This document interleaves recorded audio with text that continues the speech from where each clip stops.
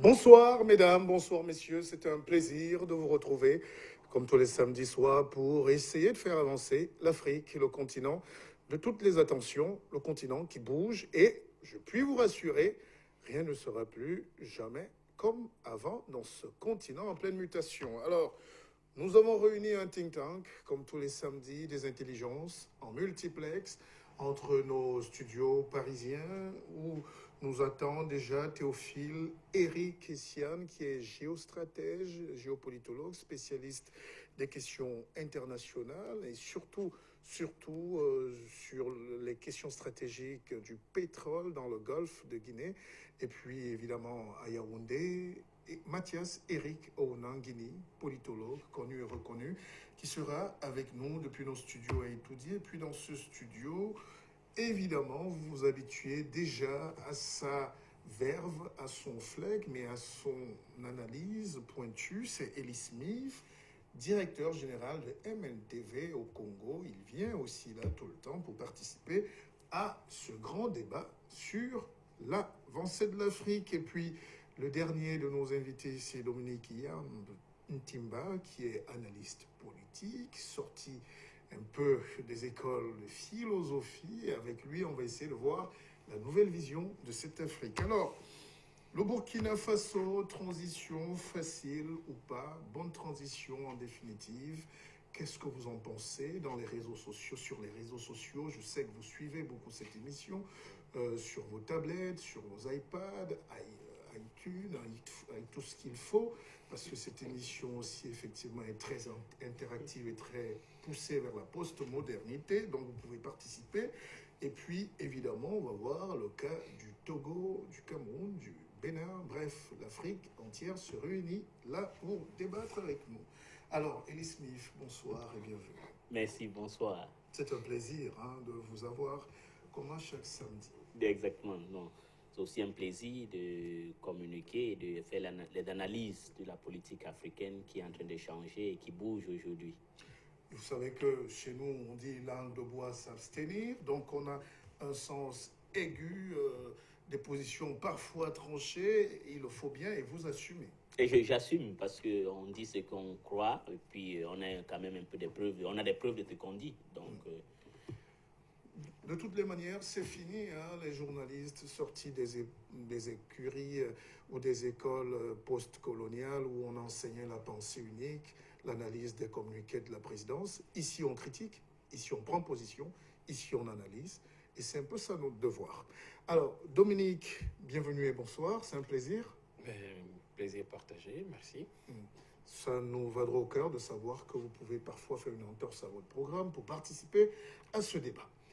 Écoutez, il n'y a pas de plus grand devoir que de participer au développement de son pays. Et la meilleure chose à faire, c'est de contribuer déjà par les idées et par un certain éclairage qui peut être utile. Alors, on l'a dit, le Burkina Faso, Kafando arrive et on sent quand même qu'il y a comme un petit hiatus, il y a un Premier ministre qui a une toge inhabituelle, enfin qui est un militaire, et ça pose un peu des problèmes pour certains. Est-ce que vous légitimez ça, vous comprenez? Je peux comprendre sans nécessairement aller dans le même sens. La logique, je comprends la logique de Kafando, disons, de toute cette situation assez étonnante qui a lieu au Burkina aujourd'hui, mais je dis quand même qu'une écharpe d'autorité civile sur une tenue militaire, ça fait des ordres. Ça fait des ordres. Dans aucun pays civilisé, ce genre de choses n'a de sens et ça ne peut pas avoir du sens au Burkina Faso. Alors, il y a des amis qui m'ont dit, mais écoute, Thomas Sankara, que l'Afrique rêvait, est arrivé au pouvoir avec une tenue, il a toujours porté sa tenue, d'accord, mais en même temps, c'était en 83, nous sommes en 2014, c'est deux mondes différents. Donc, je pense que malheureusement, la politique ou l'analyse politique gère les faits. Les faits, c'est qu'il y a un Premier ministre qui s'appelle Zida, qui est militaire, et nous allons le juger sur pièce. Mais seulement, il faut que les gens sachent que c'est à eux d'écrire l'histoire. Ils ont le choix entre devenir les paillassons de l'histoire ou devenir des baobabs du Burkina Faso qui vont apporter de l'ombre et qui permettront que de jeunes pousses vigoureuses puissent croître sous elles. Donc, je crois que c'est à eux de voir exactement ce qu'il faut faire. Ils ont compris le message du peuple. Ils ont très bien compris également ce que la communauté africaine, je parle bien, je suis très précis, pas la communauté internationale, ce que la communauté africaine actuelle attend d'eux. Donc, il est important qu'ils entendent ces deux messages, qui me semblent être des messages tout à fait convergents, et qu'ils sachent que les gens attendent d'eux qu'ils fassent l'histoire. Vont-ils décider de faire l'histoire? Va-t-il comprendre qu'il est militaire, mais qu'un Premier ministre n'est pas un militaire, mais une autorité civile? Faire la mue et faire avancer le Burkina Faso. Il y a quand même un premier geste intéressant, celui de l'enquête sur sur l'identification du tombeau et du corps de Thomas Sankara. C'est une très bonne chose, parce que moi, je me souviens qu'en octobre 87, les jeunes lycéens que nous étions, nous avons manifesté bruyamment à ce qui s'appelait encore le CESDD, qui est devenu le lycée Bilem DDA aujourd'hui. Il n'y a pas eu cours ce jour-là, quand Sankara est décédé, quand il a été assassiné. Donc, qu'aujourd'hui, nous puissions voir quelqu'un qui dise « Nous allons identifier son corps, sa tombe, ça nous va droit au cœur. Nous espérons que ce n'est pas de la poudre aux yeux, que ce n'est pas de la manipulation et qu'ils vont continuer comme ça pour rendre au Burkina Faso toute sa dignité. » N'oubliez pas que le Burkina, c'est quand même le territoire d'une histoire extrêmement riche et qu'il est tout à fait inacceptable que cette histoire riche ne continue pas. Alors, effectivement, Elie Smith, quand on regarde le Burkina, est-ce que c'est une révolution aboutie ou est-ce qu'il y a un petit goût d'inachevé avec cet homme entreilly, ce Zida qui arrive et qui est obligé de prendre un poste de Premier ministre et dont on sent bien qu'il risque de ne pas s'arrêter là? Non, moi, contrairement à d'autres personnes, moi je pense que c'est tout à fait normal. Quand il y a une révolution, il faut qu'il y ait une stabilité. Parce que ce que beaucoup de gens rêvaient, c'est de voir que le Burkina Faso devient une seconde Libye ou à peu près une Égypte, parce que l'Égypte est un peu stable parce qu'elle est des Américains. Mais les Burkinabés ont montré qu'ils respectent la voix du peuple. Et puis, ça ne me gêne pas. Si l'Égypte s'est stabilisée parce qu'il y a aussi un militaire qui a repris les affaires. Non. Nuance, oui, Al-Sisi a fait un coup d'État, parce qu'on refuse de dire que c'est un coup d'État qu'il a fait, mais soutenu par les Occidentaux. Parce que s'il n'y a pas l'aide américaine, les milliards qui les donnent, c'est d'abord l'Égypte, c'est le deuxième pays qui reçoit plus d'aide militaire américaine dans le monde. Donc je crois que ça devait être le chaos.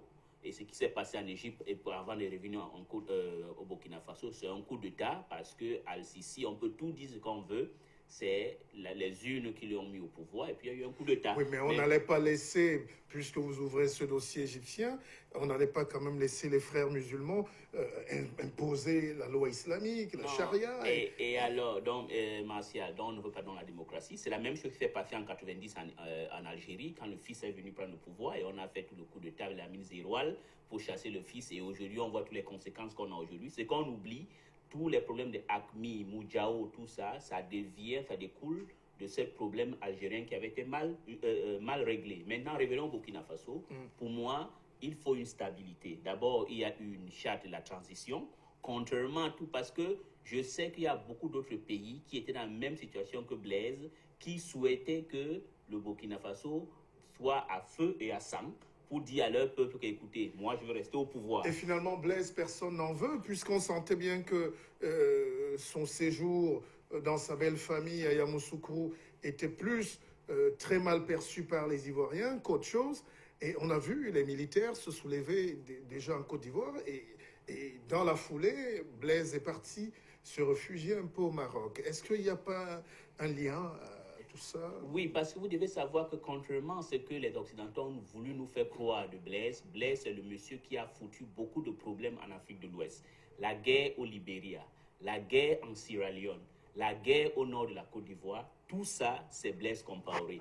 Donc, beaucoup de gens, les Ivoiriens, ne pouvaient pas accepter que l'homme qui a causé leurs problèmes vienne rester. Parce qu'il faut savoir, je sais que les gens d'Alassane Dramane Ouattara ne seront pas peut-être contents. Nous savons tous que c'est lui qui les a prêter main fort, faire qu'il vienne au pouvoir, s'appelle Blaise Compaoré, avec l'aide de la France. Donc c'est un monsieur qui a beaucoup créé des problèmes.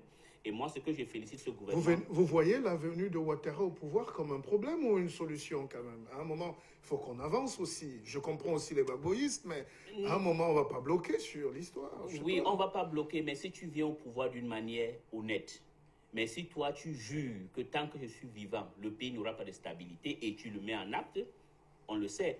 Gbagbo, oui, a commis une erreur, parce que moi je pense que si tu perds les élections à un moment, tu peux reculer pour mieux sauter, mais tout le monde sait que la cause de la rébellion en Côte d'Ivoire, ça a été M. Blaise Compaoré, et même au Libéria, on a même les rapports de la commission Vérité-Réconciliation libérienne qui a montré que les Yomi Prince Johnson, c'est eux qui ont contribué à tuer Thomas Sankara avec l'aide de Blaise Compaoré. On connaît que Sam Bokari, celui qui coupait les mains de gens en Sierra Leone avec le capitaine Fodé Sanko, était financé par Blaise Compaoré avec l'aide de Kadhafi. Donc Blaise Compaoré, contrairement à ce qu'on voulait croire, personne ne l'en veut. Je pense que comme il va au Maroc, il y aura un pas à aller à la Haye aussi, parce qu'il mérite d'être là-bas. Parce que si la Haye veut être une institution juste, il faut les gens comme Blaise Compaoré qui sont là-bas. Il faut même les gens comme Amari ici, Henri Conan Bédier, beaucoup de gens doivent y participer aussi. Ah bien, on fait une entorse. On va, Dominique, vous, avant de prendre Yaoundé dans quelques minutes. Alors, parlons quand même de cette Côte d'Ivoire-là, puisque le Burkina, on va dire, c'est le pays frère. Et on sent que Compaoré, personne n'en voulait. C'était un peu le cadeau empoisonné de ces fins d'année. Mais il y a aussi ces militaires qui sont sortis. C'est quand même rare. C'est les militaires qui ont conduit Alassane où il est. Mais se mettre dans la rue comme ça veut dire qu'on est au bord d'une grave crise ou pas? Non, en réalité, la Côte d'Ivoire actuellement, c'est difficile de dire que c'est un État stable. Alassane Ouattara n'a pas été conduit au pouvoir par des militaires, il a été conduit au pouvoir par des mercenaires et par des combattants qui n'étaient pas de l'armée régulière, parce qu'il y avait quand même une armée régulière en Côte d'Ivoire, et cette armée régulière n'a pas conduit Alassane Ouattara au pouvoir. Oui, mais quand les hauts gradés font défection...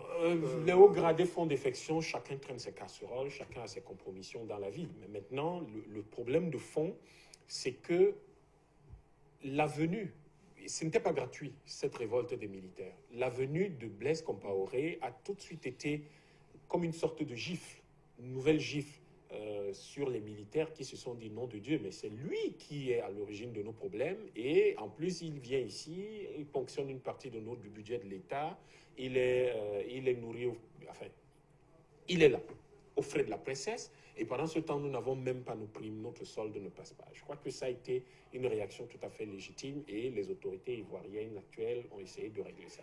Mais attention, je pense que je vais dire quelque chose par rapport à ce qu'Elie Smith dit. Je pense, personnellement, quel que soit ce qu'on peut reprocher à Blaise Compaoré, à Ouattara, à tout le reste, je suis radicalement contre cette histoire de Cour pénale internationale. Soit il y a une Cour pénale internationale que tout le monde ratifie, soit il n'y en a pas. Il n'y a pas quelques-uns qui ratifient le traité. Une sorte de justice de vainqueur. Voilà, c'est pas comme ça. C'est pas comme ça. Par contre, si l'Union africaine a un certain nombre d'instruments, ce qui me gêne dans cette histoire, c'est qu'en Afrique, on a toujours de l'argent pour faire la guerre, mais on n'a jamais de l'argent pour construire. Alors que l'Union africaine devrait disposer d'argent pour justement faire gérer un processus de justice en interne, à l'intérieur de l'Afrique, qui aurait pu servir de régulation sociale. Parce qu'il faut comprendre une chose, tant que la régulation sociale en Afrique continue à se faire à l'extérieur, eh bien l'Afrique ne maîtrisera pas son destin. La justice est le pilier le plus ferme de l'existence de toutes les nations. Donc si le pilier le plus ferme de l'existence de nos nations est extérieur à nos nations, nous n'avons pas de nation. Alors, oui, rapidement, avant de passer à autre chose. Vous êtes idéaliste. Je suis tout à fait d'accord avec vous que la justice devait se faire sur le continent africain. Mais quand vous avez une justice qui n'est pas indépendante, qui est aux ordres, c'est le pourquoi ça existe. Celle de la CPI est indépendante? Je pense qu'elle est indépendante. Parce que, oui, je pense. Parce que, dites-moi ici... Fatou Bensouda peut respirer une minute. Oui, hein, quel est ce pays? Vous savez, la CPI existe parce que dans les pays africains, ils sont incapables de juger des gens. Vous avez cette impression? Oh, oui, vous suivez le contentieux de la cour... Attendez un peu. La cour de Banjul. Non, attendez, je vais vous dire... Excusez-moi, oui. Je vais prendre une minute. Je pense que le problème de la plupart des gens en Afrique, c'est de laisser croire que les Africains sont incapables. Mais attendez, l'Afrique fait fonctionner quand même des cours d'arbitrage dans le domaine économique. Où? Mais À l'île Maurice. quand vous dites ça, il y a une cour d'arbitrage au WADA qui existe et qui fonctionne. Vous avez, je ne vais même pas chercher loin, vous avez de simples groupements d'entreprises dans un pays comme le Cameroun qui font fonctionner une cour d'arbitrage, un centre d'arbitrage qui tranche sur des questions extrêmement complexes qui sont des... Attendez, laissez-moi finir. Qui sont, non, j'arrive à quelque chose. On va à la civilité. J'arrive à quelque chose, termine, permettez. on... Je vais vous dire quelque chose. Nous avons tendance, quand il s'agit du domaine politique, à, comment dire, à nous aliéner, à tout simplement dire nous ne pouvons pas le faire. Qu'est-ce qu'il y a de si compliqué à juger un monsieur qui a été au pouvoir? Oui, mais le problème... il y a quand même un constat, c'est qu'à l'heure actuelle, est-ce qu'on peut le faire? Oui, une question. Oui. Après, on va avancer dans le débat. Il s'est nabré. Oui. Ça a pris combien de temps pour qu'on essaye même de le juger? L'Union africaine que vous parlez, écoute, c'est un ramassis, un repère des dictateurs, les gens qui ne respectent pas la Constitution, les gens qui ne respectent pas leur peuple. Je vous dis, s'il y a la CPI, c'est parce qu'on a vu que la justice dans nos pays sont des justices qui ne sont pas indépendants. Et d'ailleurs même, qui a obligé aux pays africains de signer le traité de Rome. C'est vous-même qui le signez. Donc assumez un peu un moment. J'arrive Pas que l'indépendance vient, vous voulez seulement choisir pour dire je suis africain quand c'est parce que... Non, Blaise Compaoré, dis-moi quelle est la justice africaine qui peut traduire un monsieur comme Blaise Compaoré et le traduire pour tous les crimes qu'il a causés. Sam Bokari dit Mosquito, demandez que montre ton doigt. Je veux, montre ton bras. Tu veux bras long ou bras court? Tu veux bras long, il te coupe ici. Bras court et coupe ici. Mais qu'est-ce qu'on a fait? Qui a financé? Et vous avez l'impression que pour gérer ce genre de choses, nous avons besoin que les gens aient à la CPI. Bon. Je vais vous dire une chose. Oui, et puis on va chuter pour faire avancer. Je pense que des gens comme Blaise Compaoré, c'est avec beaucoup de douleur que je prononce son nom. Parce qu'on ne devrait même pas prononcer son nom. Mais les gens comme ça doivent être jugés. Sérieusement, je le pense. Mais je dis encore, pour des raisons justement politiques et pour des raisons de sérieux et de souveraineté, il devrait être interdit, strictement interdit, que qui que ce soit en Afrique soit jugé hors d'Afrique pour des crimes commis en Afrique. Parce que ça ne se fait nulle part ailleurs dans le monde. Dominique, on est... Oui, attendez, donnez-moi une minute. Oui. Les Serbes ont été jugés à Arusha ou en Europe? On est au Non, conditionnel, là. Mais la Serbie est en Europe, mon oui. ami. La Serbie n'est pas en Afrique. Est-ce qu'on Oui, peut... mais Arusha est en Afrique, c'est en Tanzanie. J'aimerais donc qu'on le juge là-bas. Bon, Qu'on crée un tribunal spécial. C'est ça que je dis. Ce que nous sommes en train de dire, c'est que nous décrions... Dominique, on a compris. Maintenant, est-ce qu'on peut avancer? Tout à One fait, step. bien sûr. Another step. Bien sûr. Mr. Ellie Smith. Parce qu'on est sans oublier qu'il y a un signal fort qui vient d'un pays très proche, du Burkina, un pays ami et frère aussi, la petite Suisse, comme on l'appelle, le Togo. Oui. Et Faure et Assimé, j'espère qu'il sera aussi fort d'esprit pour trouver la bonne porte de sortie, parce que là-bas, le peuple est aussi dehors. Ouais. Et ça gronde, ça brûle. Et actuellement, nos informations vérifiables nous font état de ce que le Beaufort ait quitté son fort, pour l'instant. Est-ce qu'on s'achemine vers un petit Burkina ou un autre Burkina, ou c'est l'Afrique qui est en train de gagner là? Moi, je crois que les chefs d'État africains doivent commencer qu'ils ont une jeunesse qui est en train de monter, qui n'est plus la jeunesse qui était avant, qu'on les achète et on les manipule à souhait. Je pense que pour le Togo, qu'on dit d'une manière sarcastique que c'est la petite Suisse, moi je ne vois pas de quoi en Suisse qui est du Togo. À une certaine époque. Voilà, mais est-ce que c'est tout à fait normal? Le Togo n'est pas un royaume où un papa qui a tué Sylvanus Olympio, il prend le pouvoir et il décide de donner le pouvoir à son fils Faure. Alors Faure, s'il est brillant, ce qu'il doit faire, il doit écouter ce que le peuple dit et qu'il parte et qu'il laisse la stabilité togolaise. Et ça va donner aussi une leçon à d'autres chefs d'État qui sont en Afrique francophone et d'autres, pas toute l'Afrique francophone. Le Sénégal, c'est une démocratie quand même, le Bénin et d'autres, dans les autres pays où dans les potentats qui veulent rester au pouvoir éternellement dans la jeunesse. Et puis merci aussi à Facebook, merci à Twitter, merci à iTunes, qui fait que quand les télévisions nationales de ces pays-là refusent, montrent les documentaires des danses et des choses, et puis il y a Facebook qui les montre la réalité. Donc moi je soutiens que Faure et Adema, avec tout le respect que j'ai pour lui, il faut qu'il comprenne le signal de la rue et qu'il quitte. Et j'aurais appelé qu'il va aller au Ghana, mais qu'il parte au Ghana. On va attendre les éclairages peut-être d'Essiane tout à l'heure, ou de Mathias Eric à Yaoundé, mais comment on peut comprendre la situation au Togo? Est-ce que désormais, partout en Afrique, dès que la rue se lève, on fait les bagages aussi? Est-ce que c'est le même scénario ou est-ce que les Togolais ont vraiment un vrai problème de restructuration? Est-ce qu'ils mangent bien? Est-ce qu'ils travaillent? Est-ce qu'il y a de l'espoir? Est-ce qu'on se soigne bien? Est-ce que le Togo vit bien? Voilà. Est-ce qu'ils ont raison de... C'est pas, disons, d'un point de vue territorial, c'est même pas viable comme État, le Togo. C'est pas viable comme État. Il faut parfois dire les choses, ce genre de choses aux gens. Vous êtes un peu condescendant, là. Là, je suis désolé, mais quand on... Excusez-moi, mais bon, quand je regarde le Togo, je regarde les autres États tout autour, c'est pas viable territorialement pour être un État. Bon, maintenant, soit, je dis encore, la politique gère les faits. Les faits, c'est que c'est un État. Fort a échoué, pourquoi? Est-ce qu'on peut essayer... Fort n'a même pas échoué, il n'a pas échoué, c'est un accident de l'histoire. Parce qu'en réalité, son père, la manière dont il arrive au pouvoir, a bloqué le développement du Togo. Ça, c'est la première chose. Et ensuite, il se trouve qu'il y a donc ce contentieux historique que la famille Faure, la famille Gnassingbé traîne au Togo. Et ce contentieux historique aurait dû être réglé il y a quelques années. Et malheureusement, les forces contre-révolutionnaires se sont arrangées pour qu'il y ait une sorte de sursis. La vérité est que cette famille n'a jamais été acceptée au Togo. Elle s'est imposée au Togo, mais ce n'est pas comme ça que les Togolais voient leur destin. Oui, mais nous, on imaginait un président, parce que c'est un peu le même cas de figure qu'Ali Bongo, finalement. C'est-à-dire, il n'est pas héritier, entre guillemets, des bêtises de son père, et lui, il est jeune, il a une nouvelle vision, il veut bâtir, il veut construire, mais on voit que sa première mesure, c'était de mettre son frère en prison. Donc ça aussi... Pour la même famille, même déjà, ça bloquait le débat. Le problème, justement, c'est que dans la plupart de ces sortes de dynasties qui ne se le disent pas comme ça, il y a énormément de problèmes internes. Des problèmes liés aux compétences des uns et des autres, des problèmes liés à la légitimité des uns et des autres, des problèmes liés à la capacité des uns et des autres à développer ou non une certaine vision de leur pays. Parce que le tout n'est pas de dire qu'on dirige un pays. Un pays, c'est une vision, c'est un programme politique, c'est un projet de société et c'est finalement un certain nombre d'actions qui sont décrites concrètement et indiquant une voie qu'on va suivre. Quand vous prenez quelqu'un comme M. Faure Gnassingbé, vous ne voyez pas ça. Vous ne voyez pas une vision claire pour le Togo, un programme, un projet de société auquel les Togolais adhèrent. Et il y a quelques années, ils ont voulu le mettre dehors. Il a fallu la force. Il a fallu tuer un certain nombre de Togolais pour qu'ils restent en place. Et tout à l'heure, la première partie de votre question, c'était de savoir si finalement les Togolais vivent bien. Non, les Togolais vivent mal, très mal.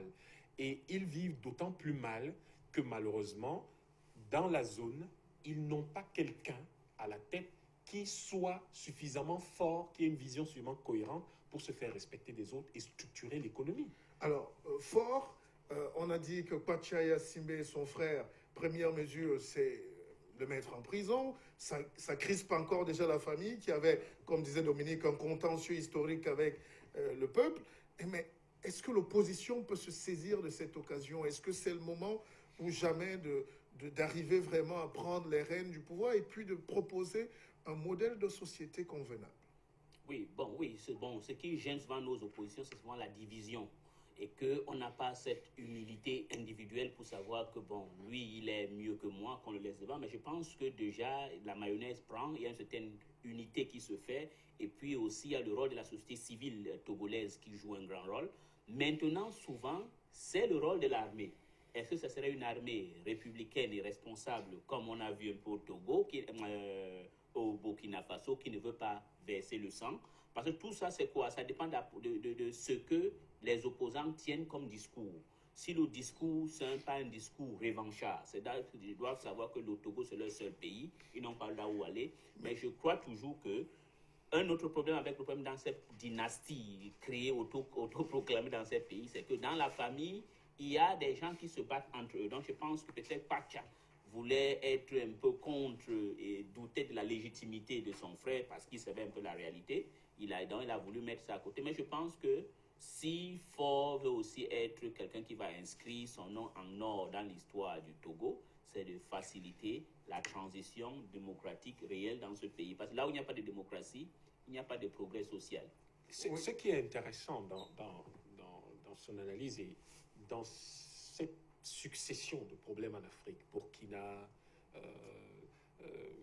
Côte d'Ivoire, Togo, tous ces pays, ou le Sénégal il y a quelques années, et même les problèmes et soubresauts qu'il y a eu au Cameroun en 2008, tout ce qu'il y a d'intéressant dans ces problèmes, le voici. À mon avis, c'est que il y a un certain nombre de personnes qui ne constatent pas que la moitié de la population actuelle a moins de 30 ans en Afrique subsaharienne. Et que ces gens-là, qu'est-ce qu'ils ont vu? Ben, ils ont vu Barack Obama en 2008. Et ils disent, mais c'est pas possible. Mais voilà comment on fait la politique. Ils ont vu Hollande. Ils ont vu des gens comme ça. Bon, tiens, on va parler de lui tout à l'heure. C'est pas le même niveau. Mais c'est pas le même niveau. C'est pas le même niveau. Mais ils ont c'est le changement quand même. Vous comparez pas Obama et Hollande quand même. Ce n'est ni le même niveau, ni le même impact sur l'histoire. D'accord? Donc, ils ont vu ces gens-là. Ils ont vu Lula da Silva. Ensuite, ils ont vu Dilma Rousseff. Et ils ont vu ces gens-là. Et ils disent, mais c'est pas possible. Mais voilà comment on fait la politique.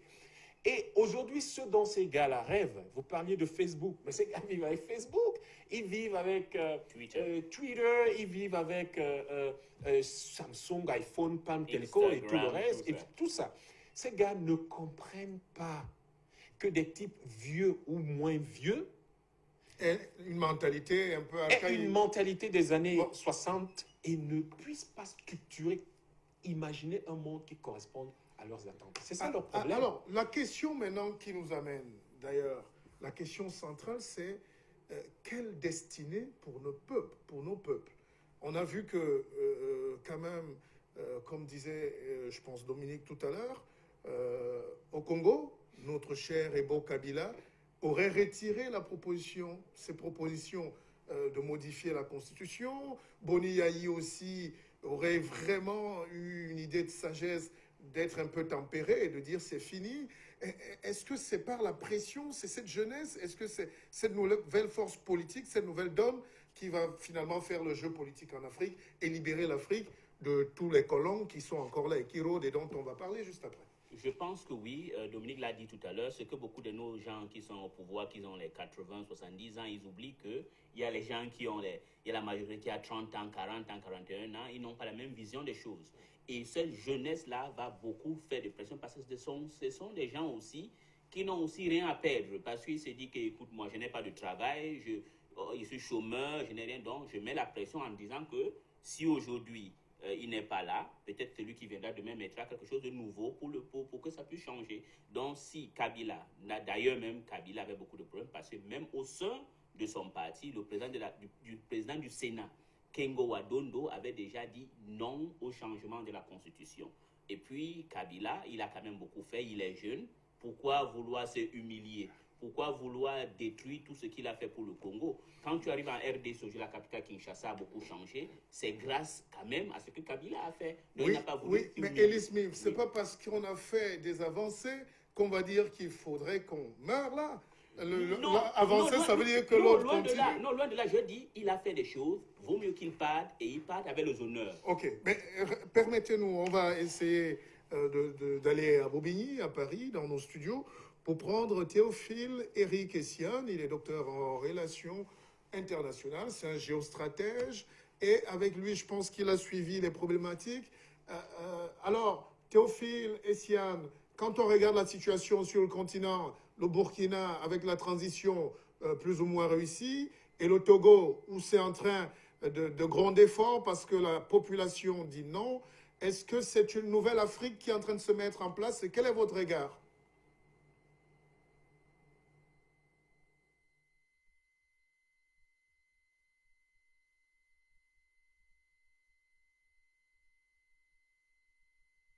Écoutez, bonsoir, je vous remercie d'ailleurs de m'avoir invité sur les plateaux de Canal à Bobigny. Le regard que j'ai, c'est un regard, vers l'avenir. C'est-à-dire que l'Afrique est en marche. Elle est en marche parce que c'est un continent qui sort d'ailleurs, il faut déjà le préciser, de nombreuses meurtrissures. Si on retourne dans son passé historique, avec tout ce que ce continent a connu. C'est un continent qui est en marche, c'est un continent d'avenir et je pense que la communauté internationale elle le sait, elle l'a compris. quand on jette un regard justement, comme vous le dites, sur tout ce qui se passe dans les pays africains, j'ai entendu certains panélistes tout à l'heure évoquer la question de cette jeunesse africaine qui apprend désormais à contester ces désirs de ces chefs d'État qui ont, n'est-ce pas, qui sont restés longtemps au pouvoir, de contester. On vient de le voir au Burkina Faso, au Bénin, le pouvoir recule, au Togo. Donc je pense que c'est un regard qui est, c'est insatisfait, il faut dire. Parce qu'il est temps quand même qu'on ait affaire à une certaine Afrique, parce que il est très difficile de pouvoir continuer dans ces conditions, parce que ce sont des générations entières qui se retrouvent complètement noyées, qui se retrouvent complètement dépossédées. Pourtant, une jeunesse africaine qui a beaucoup de talent, une jeunesse africaine qui est capable, n'est-ce pas, d'apporter des solutions aux problèmes qui se posent aujourd'hui. Donc je pense que ce regard, cette marche, ce mouvement montre que, d'ailleurs il faut préciser, c'est un mouvement inexorable parce que les choses ne seront plus comme avant. Et je pense qu'aujourd'hui on peut dire à juste titre que non seulement ce mouvement est inexorable, mais je pense qu'il est le bienvenu parce qu'il est temps que la jeunesse africaine, n'est-ce pas, se lève. Il est temps que les Africaines prennent conscience et prennent en main leur destin parce que la réussite ou le développement politique, socio-économique et culturel de notre continent ne viendra pas de l'extérieur. Quand je vous parlais de meurtrissure tout à l'heure, c'était pour dire que c'est un continent qui nonobstant tout, nonobstant les capacités qu'il possède, nonobstant les potentialités qu'il possède, passez-moi l'expression, on lui a toujours mis les bâtons dans les roues. Donc je pense que ce mouvement inexorable va permettre, n'est-ce pas, aussi à nos dirigeants de réfléchir, d'avoir une pensée profonde pour cette jeunesse africaine qui n'en peut plus, qui a envie de bouger, cette jeunesse africaine qui a des capacités, cette jeunesse africaine qui a des moyens, que ce soit sur le plan intellectuel, scientifique, sur le plan entrepreneurial. On voit aujourd'hui un petit peu partout en Europe, en Amérique, des jeunes Africains qui réussissent à rassembler, à organiser des forums pour essayer de vendre l'image de l'Afrique. Je pense que c'est essentiel, c'est très important et je suis convaincu que c'est un mouvement inexorable. Pour la précision, vous êtes géostratège, spécialiste des questions du pétrole, du gaz. Dans le golfe de Guinée, on vous retrouve dans quelques instants. Alors, nos téléspectateurs sont loin d'être dupes, évidemment. Vous constatez que c'est l'Afrique francophone qui a plus de problèmes. Il fallait régler, solder un peu le compte avec la colonie. Et je pense qu'on vient de suivre quand même une des sorties de François Hollande. Tiens, il y a quelqu'un qui parlait de François Hollande tout à l'heure. Et je vais citer M. Hollande. Il a dit que la France ne pourra plus soutenir des chefs d'État qui viennent au pouvoir pour y mourir. C'est-à-dire qui restent là éternellement. Alors, c'est quand même étonnant de savoir que la France dit qu'elle soutient les peuples africains, qu'elle torpille et pille via les actions des multinationales. Vous allez me dire que c'est justifié, c'est normal. Alors moi, la question que je vais poser à vous, Elie Smith, c'est que est-ce qu'on peut croire que la France a envie d'aider l'Afrique quand on regarde la situation au nord Cameroun, par exemple, avec Boko Haram, il y a l'opération Barkhane, il y a des militaires qui sont à 10 km de là où Boko Haram dort, ils sont français, ils ont les drones, ils ont tout, mais n'aident pas l'armée camerounaise. Ou demain peut-être, on ne va pas le dire, peut-être en cachette, nous on ne le voit pas, mais est-ce qu'on peut être sincère dans ces déclarations et les prendre au mot? Oui, moi je prends au mot et je crois que Hollande est sincère. Je ne sais pas si je vous ai dit ça, je me rappelle d'un des conseillers de Hollande à l'époque de la campagne, il s'appelle un certain William Bourdon, il est de Sherpa. Il avait dit depuis 2007 que le jour où Hollande viendra au pouvoir, il va régler le sort de tous les dictateurs de l'Afrique francophone. Donc s'il le fait maintenant, c'est-à-dire, bon, mais je crois qu'il emboîte un peu le pas de ce que Barack Obama avait déjà dit à travers monsieur John Kerry, qu'ils ne veulent pas que les gens viennent rester éternellement au pouvoir, qu'on veut les institutions fortes. Je pense aussi que ils comprennent, c'est les gens qui font les analyses, ils voient la jeunesse africaine qui monte, Dominique l'a dit tout à l'heure, environ 40% et à l'âge de 25 et 30 ans. Oui, mais est-ce que la France n'est pas surprise? Parce que même la révolte au Burkina, c'est pas elle qui a initié ces peuples. Elle était plutôt en train de soutenir, je pense, Blaise Compaoré. Oui, donc, est-ce qu'il ne faut pas être véridique là maintenant? Non, je sais que oui, la France est surprise parce que depuis la chute du mur de Berlin, la France n'a plus la même analyse, la même domination qu'elle avait dans l'Afrique francophone. Les gens qui ont barré la route à la France, c'est les anglo-saxons, la coalition anglo-britannique et israélien qui contrôle beaucoup. Mais je crois aussi que la France est en train de jouer un marketing et dit que quoi, regarde, je vois que la jeunesse africaine francophone ne veut plus de ces dictateurs. Il faudra que je m'incline vers eux parce que c'est eux qui seront les leaders de demain. Et puis, je pense aussi que les pays, la France doit, une fois de plus, pour une fois être sincère, être aux côtés de la majorité parce que pendant longtemps, la France a toujours soutenu les dictateurs. Allons-y. Vous dites, hein, Dominique, là je vous donne la parole. Je pense, bon, disons c'est fatigant. À un moment donné, il y a des choses qui fatiguent. J'imagine que le président français a beaucoup de problèmes à régler en France. D'accord? Et oui, on parle du retour de la France-Afrique. On a déclaré... Il n'y a pas de retour de France-Afrique. Elle est plus présente, la France. Il n'y a pas de retour de France-Afrique. Je vais vous expliquer quelque chose. Expliquez-nous. Il n'y a pas de retour de France-Afrique et ça, c'est ce qu'on appelle tout simplement les... comment dire? En fait, c'est juste de petits bruits d'arrière-cour. Tout le monde sait très bien aujourd'hui qu'il n'y aura plus de Centrafrique. Pas parce que la France a décidé de ne plus soutenir les chefs d'État africains, mais parce que la jeunesse africaine est en train de reconfigurer totalement l'espace politique, économique et culturel de l'Afrique. Ce qui est en train de se passer aujourd'hui, c'est quoi? Ce qui est en train de se passer aujourd'hui, c'est que vous avez, je vous l'ai dit, vous avez 55 à 60% de la population qui a moins de 30 ans, qui ne comprend pas qu'un chef d'État soit là depuis 30 ans, qui ne comprend pas qu'un monsieur soit le fils de quelqu'un et qui soit arrivé au pouvoir de manière bizarre, cas du Togo, etc.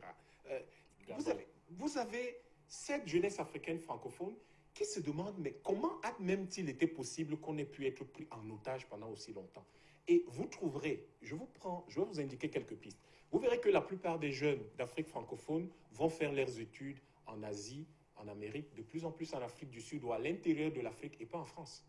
Vous allez voir que de plus en plus de jeunes cherchent à faire leurs affaires ailleurs, les jeunes entrepreneurs, pas avec la France, parce qu'ils ressentent rationnellement et économiquement que la France des années 60, qui était extrêmement puissante et était capable de dicter des choses en Afrique, n'est plus. Cette France-là n'est plus là aujourd'hui. Oui. Et donc, pour chuter, et donc, il faut comprendre que nous devons retrouver ce que Jean-Marc Kella, sociologue camerounais, appelait le sens de l'initiative historique. C'est pour ça que je vous disais tout à l'heure, on n'a pas à juger les chefs d'État africains hors d'Afrique. On l'a à les juger ici parce que c'est ici qu'ils ont commis des crimes. Ne déplaçons pas le débat, allons-y. J'arrive. En fait, c'est une illustration. Pour dire quoi? Pour dire que nous n'avons pas à écouter ce que le chef d'État français, nous lui donnons là une autorité usurpée sur l'Afrique. Ce que nous avons à faire, c'est de dire, que pensent les jeunes Africains? Est-ce que les jeunes Africains disent, nous avons besoin de toi, la France? Ils ne le disent pas. Ils disent, nous ne voulons plus de Compaoré. Ils partent. Oui, mais sûrement, je ne vais pas vous couper. C'est que sur le terrain, on constate quand même qu'on a laissé dans cette Afrique francophone, la France contrôler tout. La respiration jusqu'à la banane. Non, alors, comment ça peut se passer avec... Voici ce que je dis. Avant de retrouver... Très rapidement, oui. Voici ce que je dis. L'homme que je suis, moi, Dominique Yang, pour réfléchir à ce que je vais faire, mon problème, ce n'est pas la France. Et c'est pour ça que je dis, le problème, nous n'avons pas à l'écouter. Nous lui donnons une autorité usurpée. Qu'il soutienne, qu'il ne soutienne pas. Le problème pour nous, les jeunes Africains, aujourd'hui, n'est pas là. Le problème pour nous, les jeunes Africains, c'est qu'est-ce qui vaut le mieux pour notre pays? Et quand Blaise Compaoré nous fatigue, on le fait partir. Et au Cameroun, on dit, OK, pour la prochaine échéance, on a décidé peut-être de ne pas aller dans la rue, mais on décide qu'en 2018, il y a une échéance. Les gens s'organisent pour qu'en 2018, leur pays fasse une transition Mais pacifique. pourquoi vous ne dites pas ce qui... Oui, pourquoi vous ne voulez pas Yvon dans la rue au Cameroun? Non, je dis ceci. Non, je n'ai pas dit que je veux qu'il y ait la rue quelque part. La rue a eu lieu quelque part. Attention, je fais un constat. Je vous ai dit, non, laissez-moi finir. Oui, on va Je vous ai dit depuis le début, la politique, c'est les faits. On n'est pas dans la spéculation. Chez les autres, je constate qu'ils sont allés dans la rue.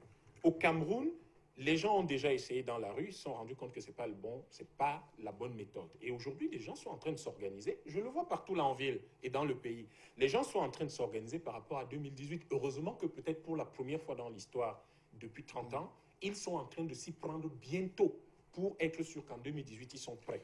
Oui. Donc ça va aller. Le problème, ce n'est pas le président français. Pour votre mais information, la jeunesse Burkina Faso, la France a même voulu aider La Blaise France ne Compaoré. nous intéresse Donc, pas là-dedans. La France nous intéresse, c'est que la jeunesse burkinabé oui, a Dominique décidé. Yamba, la jeunesse oui, ne décide écoutons un peu. Moi, ce qui m'intéresse maintenant, c'est l'avis de Théophile Essiane à Bobigny. Alors, la France a dit, la France-Afrique, c'est terminé. Ou la France ne nous intéresse, l'Afrique ne nous intéresse pas. Énorme mensonge. On voit qu'elle revient de plus en plus. Razel, Bolloré, tout ça, ils n'ont jamais été aussi puissants, même si on ne le veut pas. Alors, vous, étant là-bas sur place, quel est votre regard sur cette nouvelle Afrique et cette France qui revient plus forte avec un militaire dans chaque carrefour des villes africaines?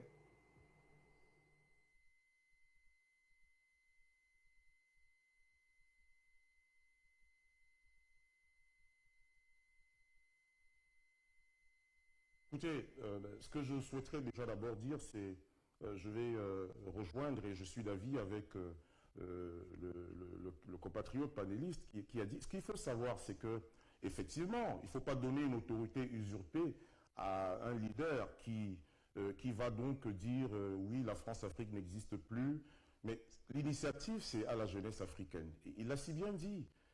Les jeunes Africains aujourd'hui ont fait des études dans des universités UP et dans des grandes écoles. Ils ont des expertises aujourd'hui qui sont, n'est-ce pas, incommensurables, qui sont capables, n'est-ce pas, de concevoir, qui sont capables de prendre des décisions.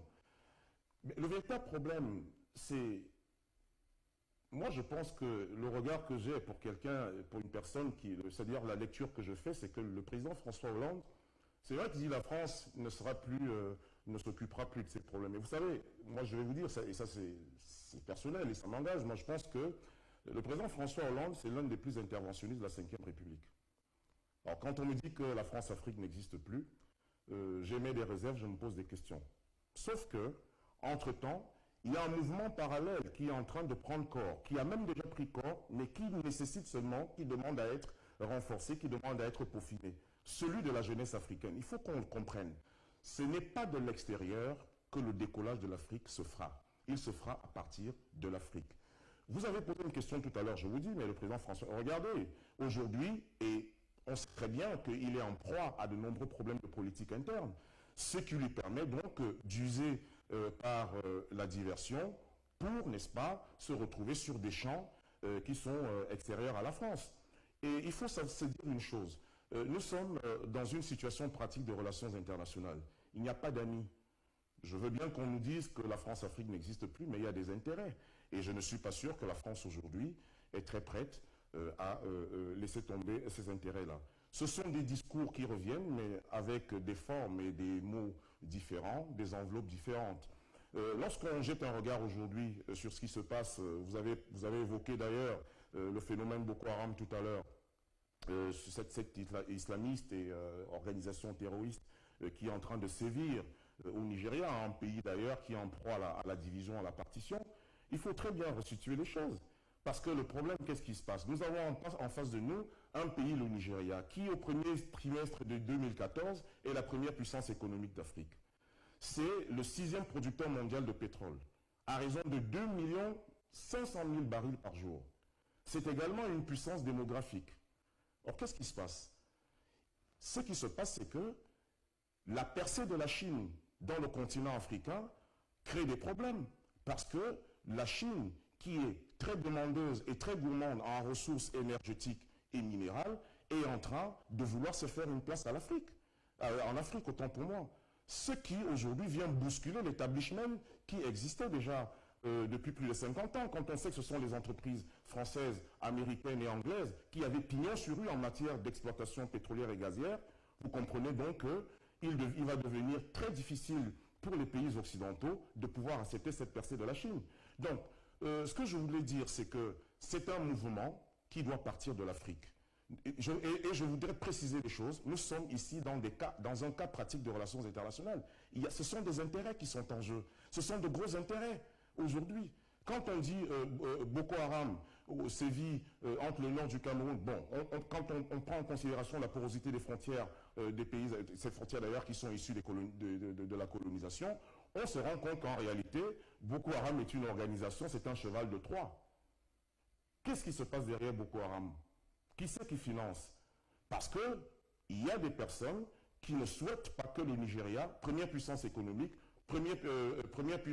sixième producteur mondial du pétrole, ne puisse pas acquérir son indépendance en termes, n'est-ce pas, d'exploitation de son pétrole, comme le deuxième producteur mondial, l'Iran, et le cinquième producteur mondial, le Venezuela, qui ont réussi à arracher leur souveraineté en matière d'exploitation du pétrole. Deuxième lecture à faire. Le Nigeria est membre de l'OTAN. C'est l'Arabie Saoudite et le Qatar qui font, n'est-ce pas, la pluie et le beau temps dans cette organisation. Il est très mal vu que le Nigeria, sixième producteur mondial, puisse, n'est-ce pas, tenir tête à ces puissances-là. Et on sait très bien que Boko Haram, on sait par qui Boko Haram est financé. Tout l'armement lourd, tout l'artillerie et l'armement que Boko Haram possède, on sait très bien qu'il vient d'Arabie Saoudite et du Qatar. Donc il y a une volonté, je dis et je reprécise, nous sommes dans un cas, il y a une volonté de recomposition de la géopolitique et de la géostratégie du continent africain. Et ça c'est évident, cela se voit à l'œil nu. En 2003, lorsque l'Amérique de George Bush Jr. s'engage dans cette deuxième guerre en Irak, on a vu le secrétaire d'État américain arriver, n'est-ce pas, dans la salle du Conseil de sécurité avec une fiole en disant, avec cette petite fiole, on est capable de tuer des millions de personnes. Or, une décennie après, le chaos en Irak, on découvre que c'était un gros mensonge. Mais il a fallu trouver une justification, puisqu'il n'y avait jamais eu d'armes de destruction massive en Irak. Donc, je veux bien qu'on me dise que la France-Afrique n'est pas... elle n'existe plus. Ça me laisse perplexe. Mais le regard que moi je jette, n'est-ce pas, sur la manière dont les choses sont agencées, me laisse beaucoup de doutes. Sauf qu'il y a un élément très important à tenir en compte, c'est qu'il y a tout un mouvement en Afrique qui est en branle, qui s'est déjà mis en place, qui est irréversible, mais qui demande à être peaufiné, parce qu'aujourd'hui, ce n'est pas de l'extérieur que la décision de faire démarrer ces pays ou de les faire, d'amorcer leur véritable développement économique ne viendra jamais de l'extérieur, parce qu'il s'agit d'une question d'intérêt. Tout à l'heure, votre éclairage fait du bien au débat, comme celui de nos panélistes aussi ici sur place. Alors, Ellie Smith, oui. Quand on a écouté tout à l'heure Théophile et Sian, on est quand même tenté de dire qu'il y a un problème sur... c'est vrai qu'on ne se fait pas de bisous entre nations, mais maintenant il faut que l'Afrique mette, et c'est peut-être là qu'on va rejoindre Dominique, des gens qu'il faut, à la place qu'il faut, qui travaillent pour le développement du continent, mais que sur la part qui revient aux autres, c'est-à-dire aux partenaires, la Chine, la Russie, la France, ou tout ce que vous voulez, que l'Afrique ne soit plus perdante. C'est un peu ça le jeu aujourd'hui. Oui, que c'est ça le jeu d'aujourd'hui. En ce qui concerne, par exemple, vous avez dit quelque chose qui est normal, vous voyez le problème de Boko Haram. Quand Boko Haram a commencé, on sait très bien que le Cameroun était un peu comme son supermarché cadeau. Les armes viennent par le Soudan, ça passe par le Tchad et ça va au nord-est du Nigeria, mais le Cameroun n'était pas coopératif. Donc, il faudra que, moi j'avais trouvé ça humiliant que pour que les échanges de données se fassent, il faudra que c'est François Hollande qui fait venir les chefs d'État du Nigeria, du Cameroun, du Tchad, du Niger et du Bénin en France pour qu'ils commencent. D'abord, les Africains doivent d'abord commencer à s'assumer eux-mêmes. Et c'est un problème de l'Afrique francophone. Beaucoup de francophones pensent que quand ils dorment, il faut qu'ils se réveillent comme un blanc français. Si Paris ne dit pas quelque chose, ils n'acceptent pas. Même dans les oppositions, tu vas dans les pays africains francophones, ils vont toujours en France. Bongo a des problèmes aujourd'hui, uniquement parce qu'il y a les problèmes qu'il a un peu touchés Total, dont on a un peu agité les choses. Et le mal de Bongo, vient qu'il y a même d'autres chefs d'État africains qui ont participé à aider le pays à écrire le livre. Donc vous trouvez que moi je vois que oui, il y a un certain mouvement africain qui se fait, mais il faudra qu'à la tête des pays de l'État, des pays africains, il faut qu'il doit avoir des chefs d'État qui sont démocratiquement élus et qui respectent la Constitution. Et là aussi, on peut refuser ou on ne veut pas. La France doit aider parce que la France on peut être élu joue un démocratiquement Oui. et après on n'a pas les moyens de mener sa politique. Donc la corruption s'installe, les multinationales reviennent prendre tout et ça remet les populations dans la rue. Est-ce que ce n'est pas un engrenage? Oui, c'est possible. Mais dans ce cas, quand c'est une vraie démocratie, si vous ne faites pas votre travail comme il se doit, dans 5 ans ou dans 7 ans, on va vous voter. Oui, mais si vous avez... Bon, enfin, je vais peut-être revenir et peut-être reformuler. Alors, on a écouté Théophile tout à l'heure. Nigeria, nous le savions tous, un pays frère et ami. On a 2000 km de frontières, un peu plus. C'est le 6e producteur mondial de pétrole. Mais quand on voit cette manne, cette richesse brute, et qu'on voit quand même l'état de délabrement de certaines régions du Nigeria, on peut quand même comprendre que c'est facile que l'obscurantisme s'installe. Est-ce que ce n'est pas aussi la faiblesse de nos États due à l'état de nos dictateurs sur place qui a aussi rendu difficile la tâche? Absolument. Disons, vous ne pouvez pas dans un pays avoir le développement à 2 vitesses et espérer qu'un jour ou l'autre, vous aurez de la justice et de la paix dans ce pays. Ce n'est pas possible. Les guerres, les mouvements de contestation naissent toujours des injustices. Et le problème avec un pays comme le Nigeria, c'est simplement que malheureusement, il y a une zone qui s'est très rapidement développée et une autre qui est à la traîne. Il faut qu'on repense complètement la stratégie, à mon avis. Enfin, quand on parle du Nigeria, on parle de tous les pays d'Afrique. De tous les pays d'Afrique, finalement. Et il faut que les groupes comme Boko Haram, ou comme ça a été le cas avec les Touaregs au Mali, qu'il y ait une refonte totale de la stratégie d'adressage de ce type de problème en Afrique. Vous ne pouvez pas... Boko Haram, ce ne sont pas des gens que vous allez pousser à la mer, qui en sont dans leur pays. En ce qui concerne le Nigeria, ce sont des compatriotes. Donc, il faut absolument que la palabre africaine prévale. C'est comme ça qu'on a toujours réglé les problèmes. Mais est-ce que les fondamentalistes acceptent de négocier? Le problème, c'est que personne n'a jamais dit que les fondamentalistes ont refusé de négocier. Le problème également, c'est qu'aujourd'hui, vous et moi, nous parlons d'un problème qu'on a laissé pourrir. Beaucoup de gens ont l'impression que la contestation au Nigeria vient d'aujourd'hui.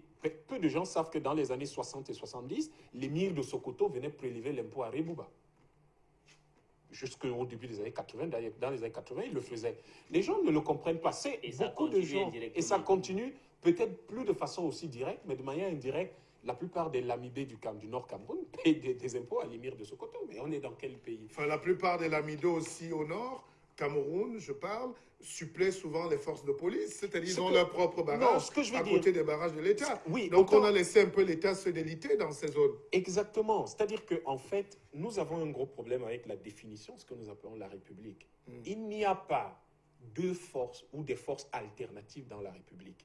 La seule force qui existe, c'est la République. C'est l'État. Vous ne pouvez pas avoir des espèces de micro-États ou de sous-États dans. Et c'est ça les problèmes qui ont conduit à l'émergence des choses comme les Boko Haram. C'est-à-dire que vous avez ces micro-États à partir desquels les gens peuvent organiser un certain nombre de choses que vous ne contrôlez pas nécessairement au niveau central. Et c'est ce genre de choses auxquelles il faut mettre fin. Je dirais également une autre chose, ou disons, je vais approfondir ma réflexion sur la manière de gérer les problèmes comme les Boko Haram, parce que le risque également de ce bouillonnement de la jeunesse africaine, c'est les risques de partition des pays, c'est les risques, par exemple, en fait, de rébellion généralisée dans différents pays. Donc, il s'agit de savoir que tous ces gens-là sont des compatriotes, et que quand vous êtes des compatriotes, personne ne devrait être en train d'œuvrer contre son propre pays. Et si... Pour éviter que les gens n'œuvrent contre leur propre pays, il s'agit de faire toujours prévaloir le dialogue. Il s'agit même dans les situations qui paraissent les plus désespérées, de s'assurer que les gens peuvent quand même encore s'asseoir. Je pense que beaucoup de gens ont le sentiment que dans un pays comme le Cameroun, il était clair à la fin des années 60-70, au début des années 70, que beaucoup de Camerounais ne se diraient jamais bonjour. Mais ce qui s'est passé, c'est qu'il y a un système de régulation informelle au Cameroun qui fait que les acteurs politiques, malgré tout ce que nous voyons depuis 50 ans, se voient, discutent, et c'est pour ça que le pays a une relative stabilité. Donc, il faut qu'on arrive quand même, dans le cadre de nos pays d'Afrique à développer cela. Mais pour ceux qui... Il peut y avoir, tout à l'heure on parlait de la France-Afrique, et c'est ça parfois l'un des problèmes justement au développement de l'Afrique.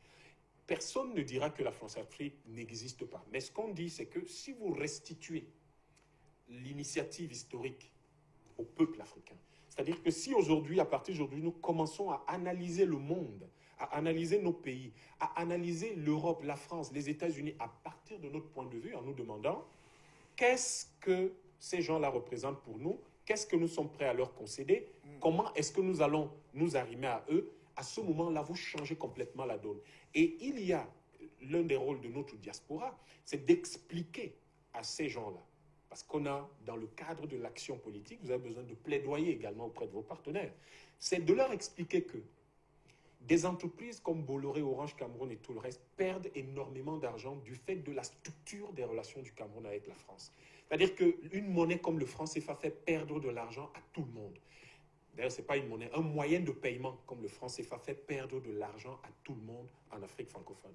Et qu'aujourd'hui, si nous repensions totalement, en deux mots, si nous repensions totalement les relations entre la France et l'Afrique, et que ces relations-là soient mises au niveau où la jeunesse africaine veut qu'elles soient aujourd'hui, à savoir que la France est un pays quelconque comme tous les autres, mais du fait de sa position dans le monde, de son histoire et de sa puissance économique et militaire aujourd'hui, nous avons à discuter avec elle, mais il ne faut jamais que ce soit une discussion qui ne soit pas une discussion d'égal à égal. Voilà comment la jeunesse africaine réfléchit. Tout à fait. Et la France et toutes les autres grandes puissances gagneront beaucoup plus sur le plan économique, sur le plan scientifique, en profitant de ce que l'Afrique peut offrir, en profitant de ce que le développement de l'Afrique peut offrir.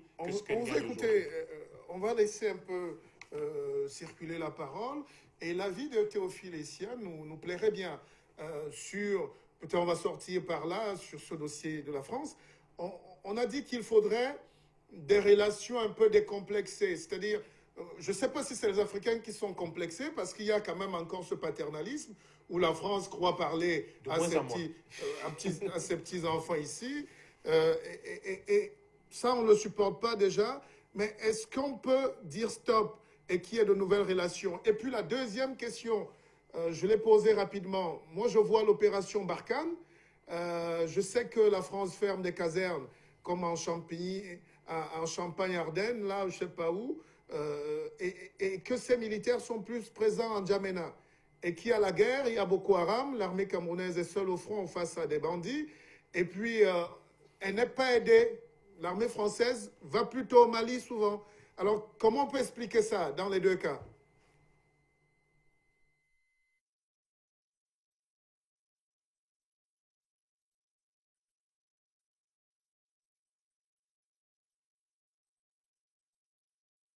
Comme je vous disais tout à l'heure, ça relève, s'il faut apporter un élément de réponse à votre deuxième question, ça relève de la tentative, hein, ou alors de ce mouvement qui est enclenché de recomposition de l'Afrique. En réalité, les frontières, n'est-ce pas, érigées par les colons, ne les intéressent plus. Dans la mesure où, comme je vous l'ai dit, il y a un phénomène très important, c'est la percée de la Chine en Afrique. Depuis 10 ans, lorsque, avec le président Obasanjo, l'État chinois a accordé 1 milliard à l'État du Nigeria, qu'est-ce qui s'est passé? Il y a eu une réaction tout de suite du côté américain avec la création de l'Africom, qui est basée actuellement en Allemagne. C'est-à-dire qu'il y a une volonté, n'est-ce pas, d'encercler, de maîtriser, parce que le problème c'est que la Chine, elle vient avec des moyens qui ne sont pas les moyens traditionnels. Elle vient bousculer les mentalités, et ça, l'Occident ne l'accepte pas. Et aujourd'hui, lorsqu'on parle de ces entreprises, lorsque les entreprises chinoises, par exemple, qu'est-ce qui se passe au Cameroun, par exemple? Depuis plus de 10 ans, les Chinois sont en train de rafler la bise. Le complexe industriel-portier de Kribi, c'est les Chinois. L'autoroute Yaoundé-Douala, ce sont les Chinois, et j'en passe, il y a d'autres projets. Donc le véritable problème qui se pose, c'est que c'est une question les intérêts sont tellement imbriqués, ils sont tellement complexes que ce qu'il faut faire, c'est que, comme nous avons dit, c'est de l'Afrique qu'il faut que ce mouvement parte. Et puis, croyez-moi, quand vous parlez de relations complexées ou décomplexées, je dis dans les deux sens. Décomplexé dans le sens où l'Africain doit cesser à regarder, par exemple, le français comme son ancêtre le gaulois. Décomplexé aussi parce que le français doit pouvoir comprendre aujourd'hui qu'il a affaire à son alter ego. Il peut avoir affaire aujourd'hui, quand il arrive au Cameroun, à un partenaire qui a été à HEC avec lui, qui a fait Polytechnique avec lui, qui a fait l'école de guerre, qui a fait l'école des hautes études internationales, et pour qu'il discute. Et c'est à ce moment que nous disons que ce mouvement est très important, parce qu'il faut que nos dirigeants comprennent. Autre chose, ce qui fort malheureusement a posé beaucoup de problèmes jusqu'aujourd'hui, c'est que la succession des gouvernements que les pays africains ont eus ne sont que des appendices, n'est-ce pas, des anciennes puissances coloniales.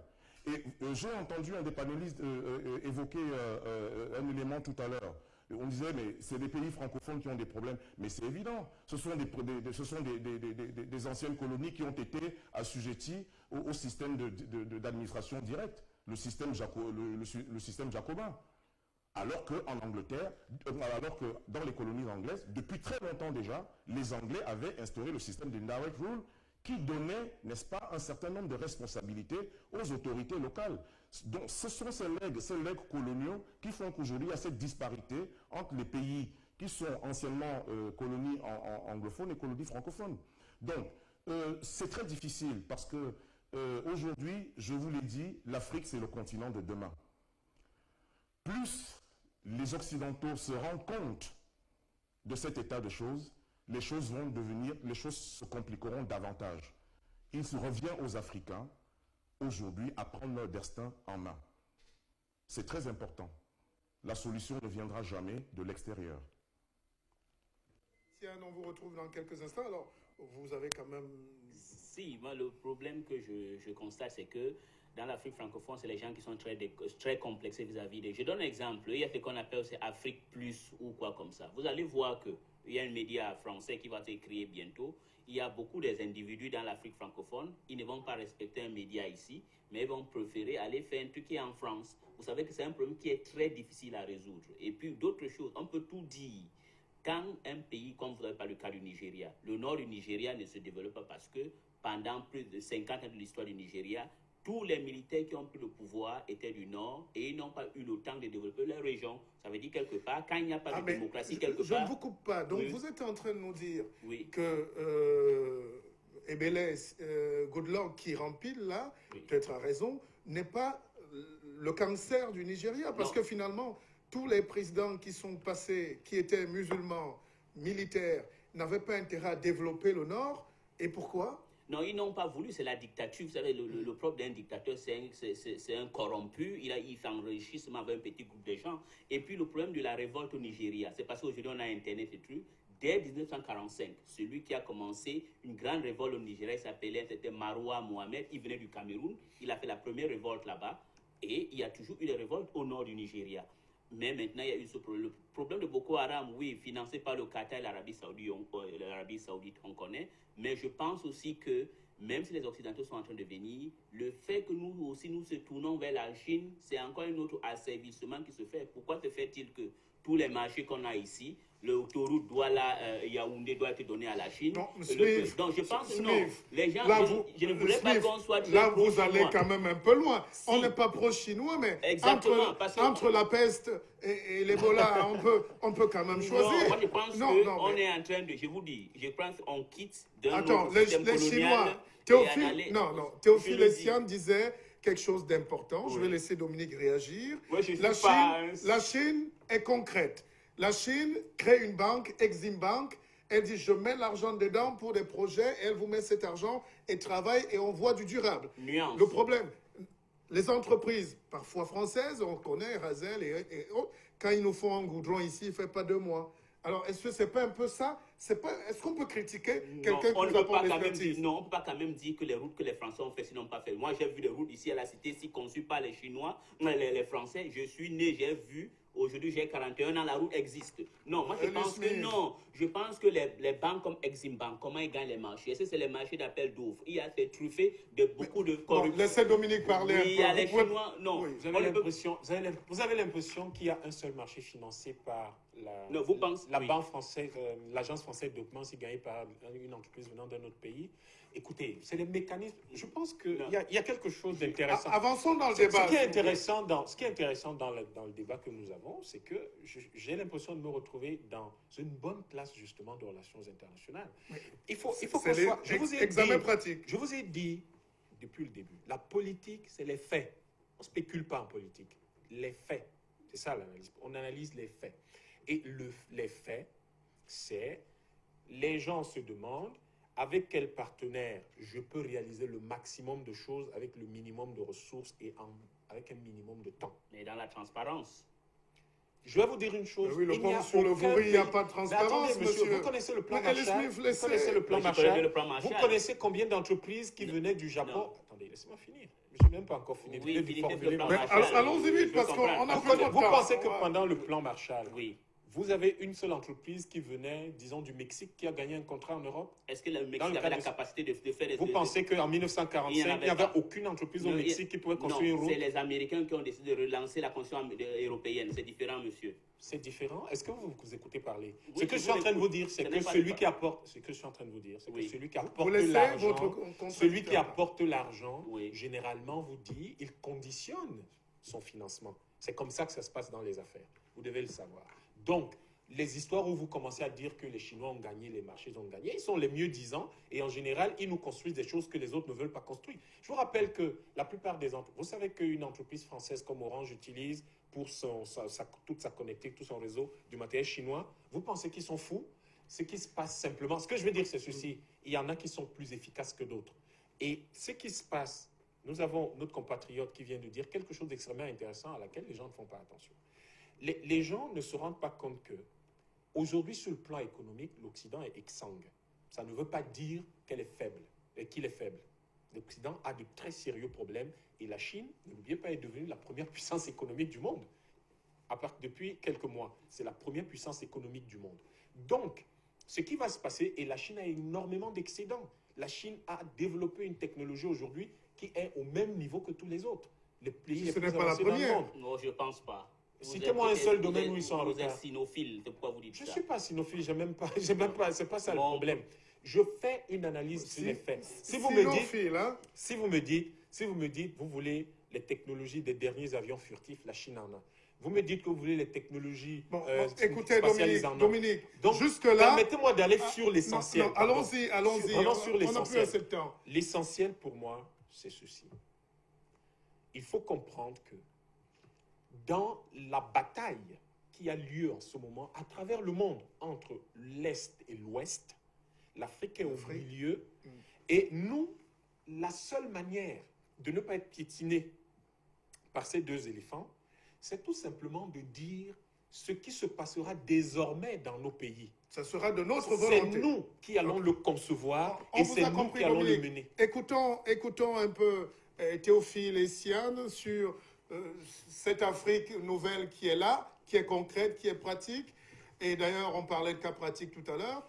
Moi, j'aimerais bien qu'on regarde le cas du Cameroun, un pays que nous connaissons plus ou moins. Très bien.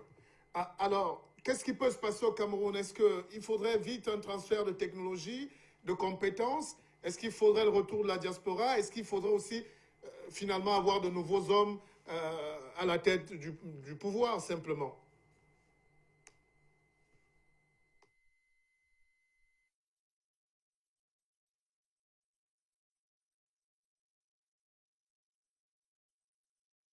Ce que je souhaite d'abord vous dire, c'est que les pays africains, ou les pays en général sur la planète, ont chacun sa trajectoire.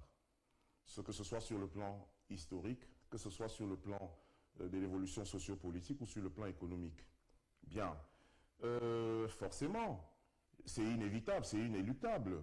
Il y aura, le Cameroun n'aura pas le même visage qu'il a aujourd'hui dans 10, 15 ans ou 20 ans. Forcément qu'il y a des choses qui auront changé.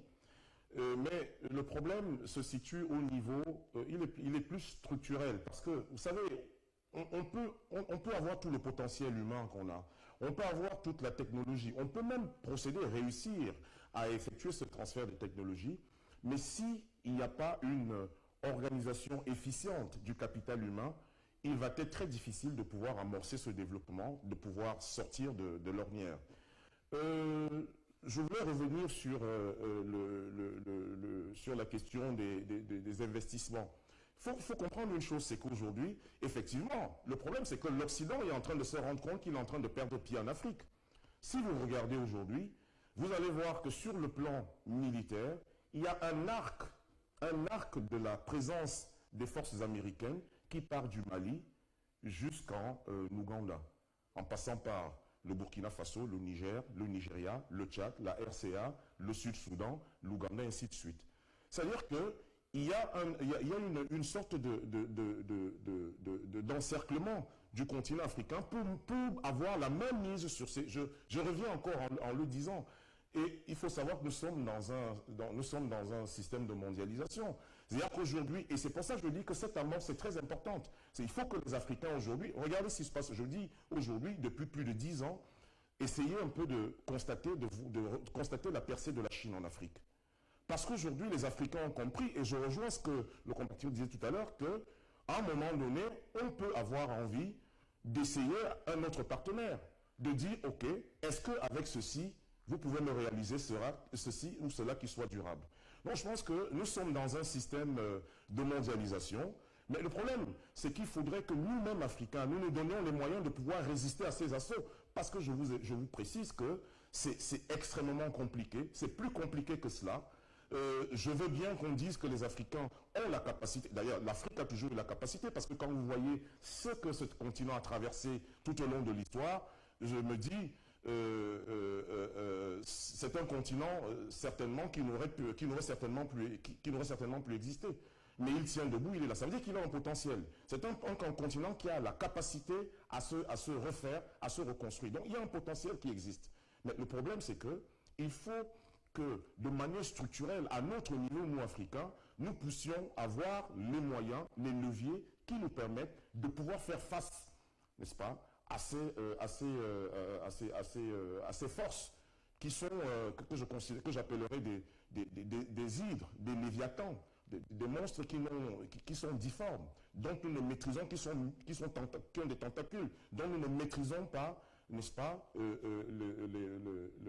la capacité de nuisance ou la capacité de pouvoir faire échec à toutes les initiatives que les Africains pourraient prendre. Alors, Elie Smith, on va peut-être sortir. Alors, quand on a écouté Théophile Essiane, on a écouté Dominique et vous, on se dit quand même qu'on a beaucoup de travail à faire, mais qu'on n'est pas si loin. Parce qu'on se comporte en Afrique comme si, dès qu'on a eu les indépendances, bagarrées, données ou pas, on est allé se coucher. Alors qu'il fallait retravailler plus fort parce que c'est comme si rien ne s'est passé en 60 ans et que c'est maintenant les petits-fils de cette Afrique qui sont en train de dire non. Non, on dit que rien ne s'est passé en 60 ans, c'est un peu ne pas reconnaître. Mais quand on voit comment nos pays stagnent, l'indice de développement est là. Non, moi je dis il faut faire une comparaison. Quand tu vas en Amérique latine, moi je y vais régulièrement, j'ai une partie de ma famille là-bas, c'est dans les années 90 quand il y a eu une vraie démocratie qu'on a vu que les pays de l'Amérique latine ont commencé à émerger.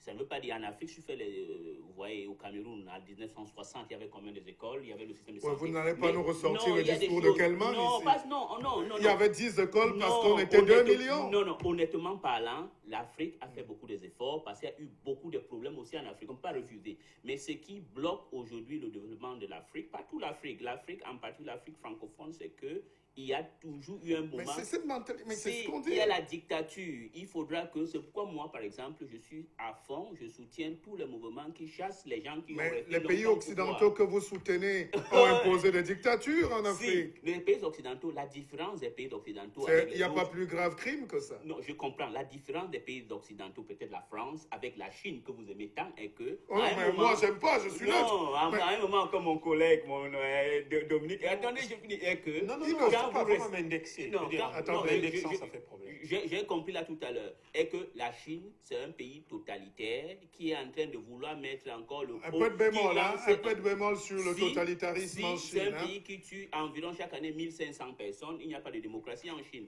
Donc, c'est un pays. La différence entre les pays occidentaux, c'est qu'à un moment, on s'assoit, on dit oui, nous avions pendant longtemps soutenu un dictateur, on va changer. Ah, pendant La Chine longtemps. Quand ne vous peut pas le soutenez faire. un dictateur, ça veut dire que vous tuez indirectement les espoirs, la vie et la jeunesse. c'est Bon, vrai. laissez Dominique C'est réagir. ce qui est souvent regrettable chez nous. C'est-à-dire qu'en fait, je ne sais pas si c'est parce que nous parlons la langue française que nous nous sentons obligés de caresser les Français.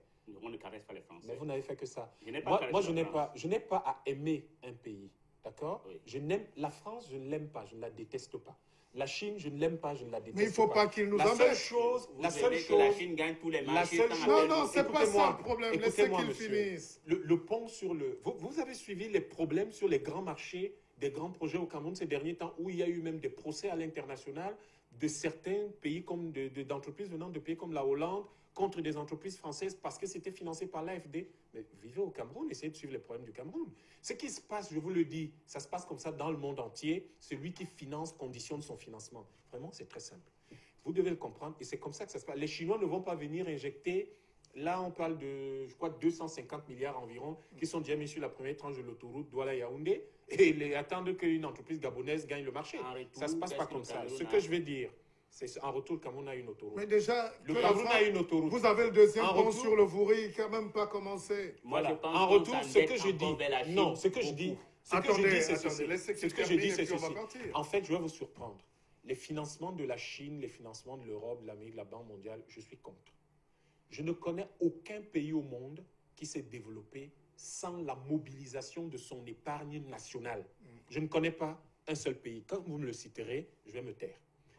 Donc, les problèmes que nous avons chez nous, et je reviens à mon propos initial, c'est à nous l'initiative historique. Et l'initiative historique qui apportera le développement chez nous, c'est la mobilisation de nos forces nationales et intérieures. Quand nous aurons décidé que nous ne sommes capables, quand nous nous rendons compte que nous ne sommes capables de mobiliser que 100 francs par an au Cameroun, et que nous allons faire les projets pour 100 francs, eh bien, monsieur, nous maîtriserons notre développement et nous nous développerons harmonieusement. Mais chaque fois que nous commencerons à croire que c'est la Chine qui doit venir construire les autoroutes, que la France doit venir construire le pont, je suis désolé, monsieur, on n'y arrivera pas. Donc, quand le Cameroun veut mobiliser 200 milliards d'emprunts obligataires, on les a mobilisés. Pourquoi on n'a pas fait ça pour le pont, pour l'autoroute? Il y a de l'argent, on peut le faire nous-mêmes. Donc, en fait, pour moi, je vais chuter par là vraiment, hein, c'est-à-dire qu'il faut savoir que nous développerons nos pays quand nous déciderons de le faire nous-mêmes, avec nos propres concepts, notre propre vision et notre propre projet de société. Un pays se développe parce qu'il l'a décidé par ses forces endogènes, pas par des apports extérieurs. Merci Dominique. Le débat va se poursuivre dans les réseaux sociaux, évidemment. Vous pouvez télécharger l'application Canal 2 sur vos tablettes et Android. Et moi, je vais dire merci quand même à Dominique Yam Timba, analyste politique. Il sera peut-être là la semaine prochaine. On dit merci également à Théophile Essiane, qui est à Paris, à Bobigny, dans nos studios. C'est le géostratège, le spécialiste du gaz et du pétrole dans le golfe de Guinée. C'est aussi les éminences au Cameroun qui se baladent à travers le monde. On ne peut pas reprocher à l'intelligence camerounaise de vendre l'expertise, même si le retour doit être imminent. C'est personnel. Elie Smith, directeur de MNTV au Congo, et puis Mathias Eric Ounangini, qui n'a pas pu être là pour des raisons techniques, mais qui sera là la semaine prochaine. Et j'aimerais simplement dire, en guise de conclusion, évidemment, qu'il ne nous est pas demandé d'aimer ou d'avoir peur d'un pays. C'est fini cette époque. Nous sommes libres, nous assumons nos choix et nos propos. Nous voulons une nouvelle Afrique avec la jeunesse consciente, dynamique et intellectuelle, une jeunesse à qui on fait confiance par les modes de gestion. D'ailleurs, pour sortir, hein, ça m'arrive rarement, c'est Dominique Yam qui a apporté ce téléphone de dernière génération, c'est un Android.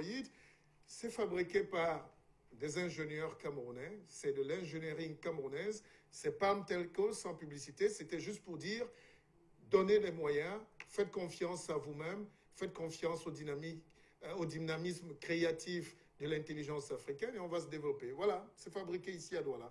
C'était important de le rappeler, sans publicité. Allez, bon samedi, prenez confiance en vous, développez-vous intérieurement, changez de mentalité et puis on s'en sortira. Bonne soirée.